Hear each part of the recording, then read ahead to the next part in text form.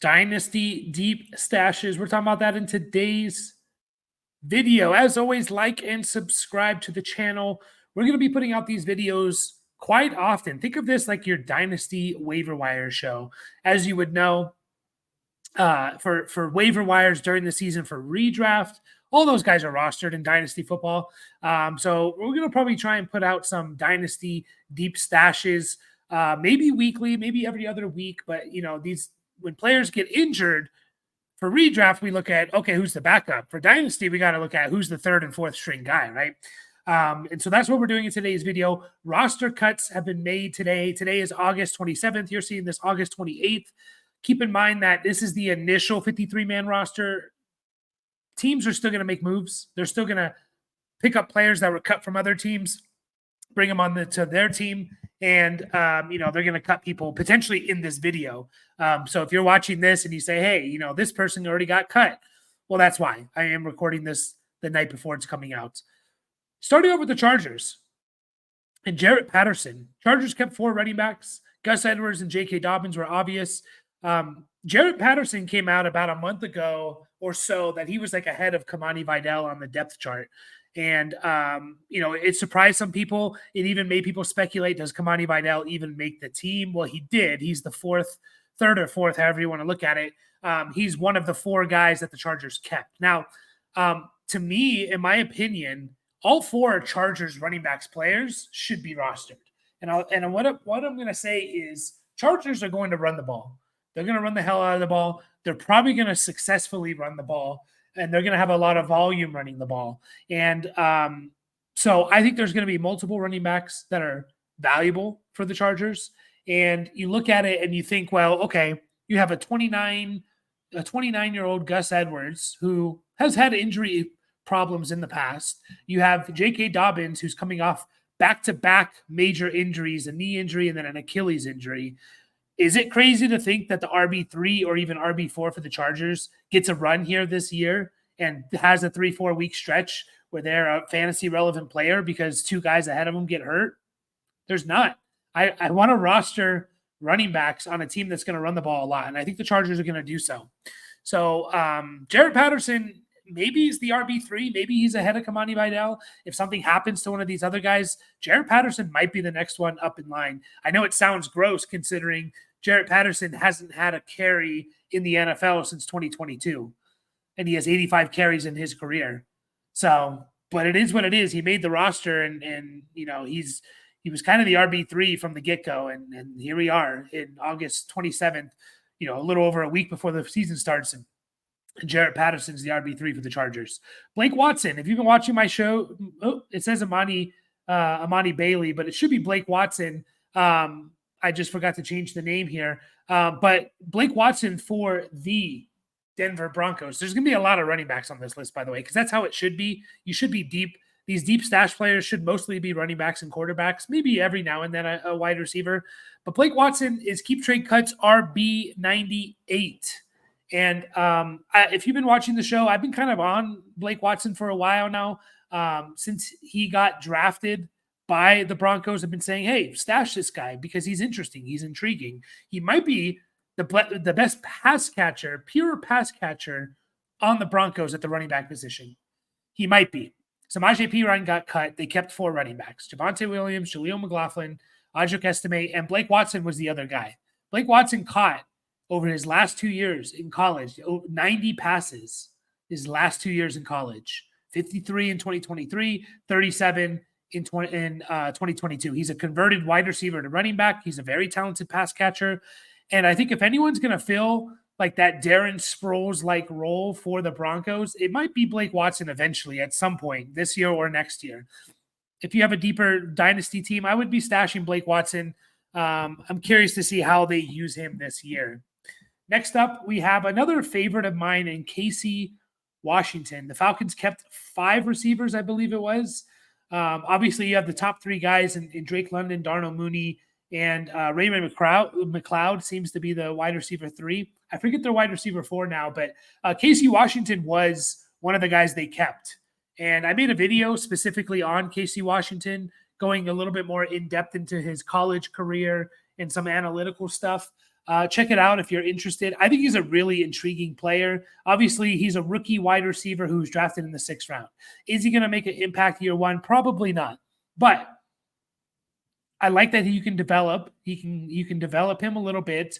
He can sit behind 3 or 4 guys. If he needs to if his number gets called, he can come out and perform. But the point being is, I think, this guy he's an interesting, talented player that I can fit in the slot or even on the outside. And you look at the guys ahead of him. We're talking about Darnell Mooney and Ray McLeod. We're not talking about all-pro wide receivers that are ahead of him. If he's good, he may get a chance.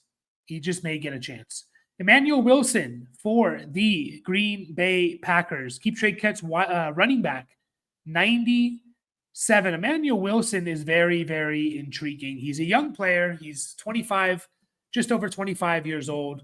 If you don't know, A.J. Dillon got put on season-ending IR. Rashaan Lloyd was thought to be put on IR to begin the year, but he's not going to be. But he can't be that healthy, right? If they're considering the report came out earlier this morning on August 27th that Rashaan Lloyd is going to be on the IR. And sorry, I'm on like a spotlight right now. The rumor was that he was going to be put on the IR. Then they said he avoided it. He can't be that healthy. A.J. Dillon just got put on the season-ending IR. So what that leaves them with is there's 3 guys. It's Josh Jacobs, Rashaan Lloyd, and Emanuel Wilson. Now, do they bring in some depth? Potentially. Maybe they just roll with these 3 guys, maybe sign like a 4th running back, but maybe they just roll with these 3 guys.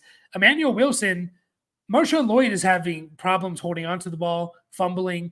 Matt LaFleur is going to use 2 running backs. He always does. Matt LaFleur, who was the offensive coordinator when Derrick Henry was his first couple years in the NFL. I think it was 2018 when Matt LaFleur was the offensive coordinator. Yeah, 2018 that Matt LaFleur was the offensive coordinator for the Tennessee Titans. You had a prime and young Derrick Henry, and he still gave Dion Lewis 155 carries and 59 catches, literally over 200 touches.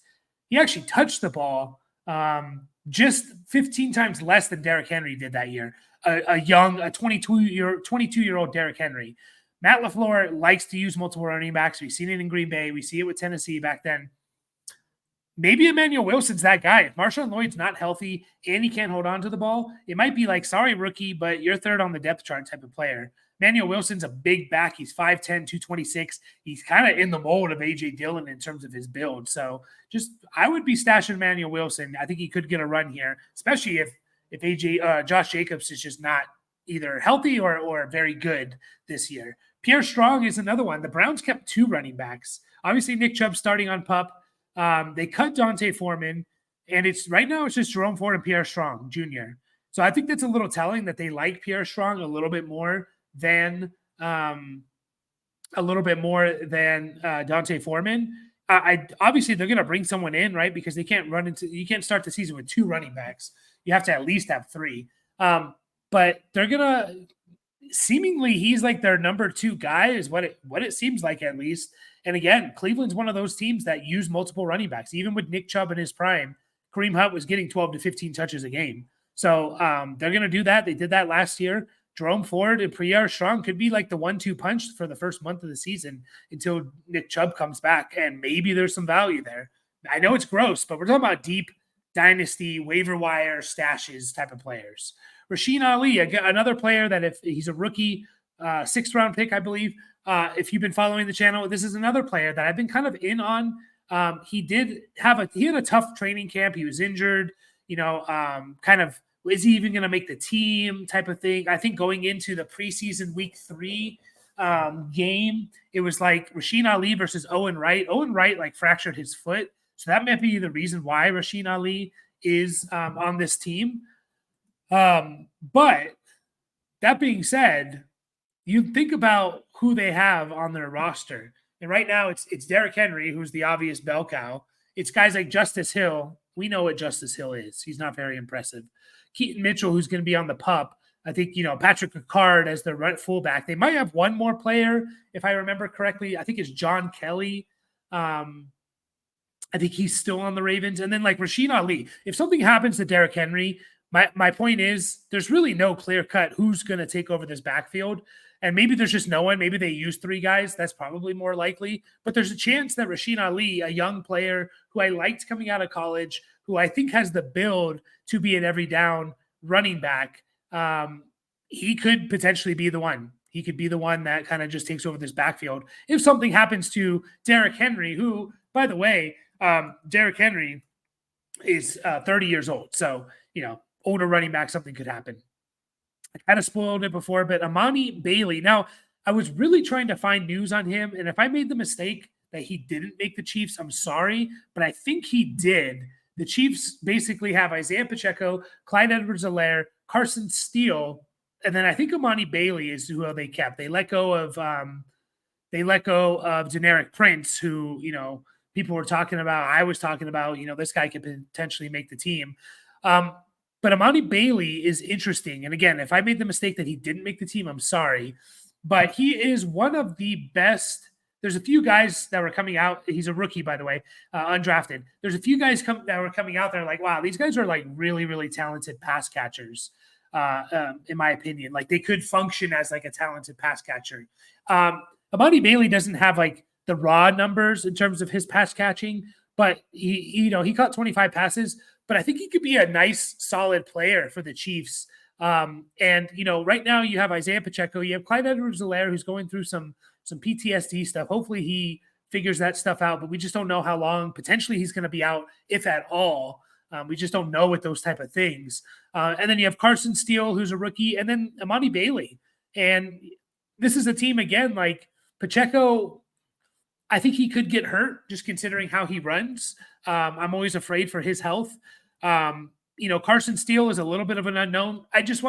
There's a little bit of it's a little bit of a ambiguous backfield past Isaiah Pacheco. And I'm going to take a chance on, even if Amari Bailey is like the RB3. Now, if he's the RB4, that's a different story, but a guy to potentially grab. Ronnie Rivers is another one. The only reason Ronnie Rivers is on this list is because he plays for the Rams. And the fact of the matter is, the Rams kept 3 running backs, Kyron, Blake Corum, and Ronnie Rivers. If something were to happen to those 2 guys and Ronnie Rivers were to take over this backfield, I want the starting running back for the Rams. Now, do they probably bring someone in? Yeah, probably. And they probably split it. But I don't know. Rams are one of those teams. Dolphins are one of those teams. Really good offenses. They really want to run the ball. And I want basically every running back that's on their starting roster, I want them on my team. They should be rostered, in my opinion. Ronnie Rivers, it's going to take a couple injuries, but, crazier things have happened. 2 more guys for you. Another running back here, Tyler Goodson, who is the RB3 for the Indianapolis Colts, and potentially the RB2. I think it's going to be Trey Sermon, but Trey Sermon's had a hamstring injury for a while, so that's something to monitor. They only kept 3 running backs as well. It's Jonathan Taylor, Trey Sermon, and Tyler Goodson. And the way I look at it, once again, is like, I don't know if he truly is the RB3. He could be the RB2 potentially for the Colts. And so I'm going to stash him. If something happens to Jonathan Taylor, we're going to see a big bump in production for Tyler Goodson. And then the last player here is Skyler Thompson. Dolphins cut Mike White. Not sure if you know that, but they cut Mike White. And what it boils down to is I want the backup quarterback for the Dolphins. Not because I think Tua is going to get hurt, but the Dolphins offensive system, it's one of those teams where I just want their backup quarterback. I want the 49ers backup quarterback. I want their backup quarterback. I want the Rams backup quarterback. We see these teams with great offensive systems put in quarterbacks and whoever it is, and they come in and they produce. And they're able to produce. Now, Skyler Thompson, you'll remember him. He started a playoff game for the Dolphins a couple years ago. Skyler Thompson has been on the team since 2022, so this is going into his 3rd year. He won the backup job, even though he was 3rd string last year. The team likes him. If something were to happen to Tua, who heading into last year, we were worried about his health, by the way. If something were to happen to Tua, Skyler Thompson's going to give you very good production, solid QB3 production in a Superflex league. So he needs to be on rosters, in my opinion. So there you have it, guys. How many players do we have here? 1, 2, 3, 4, 5, 6, 7, 8, 9. There you go. And even 10 players that you should be stashing on your Dynasty rosters. Think of this as a waiver wire show heading into the 2024 fantasy football season. I appreciate you all watching. Please, please, please like and subscribe. Continue supporting us. Catch you all in the next video.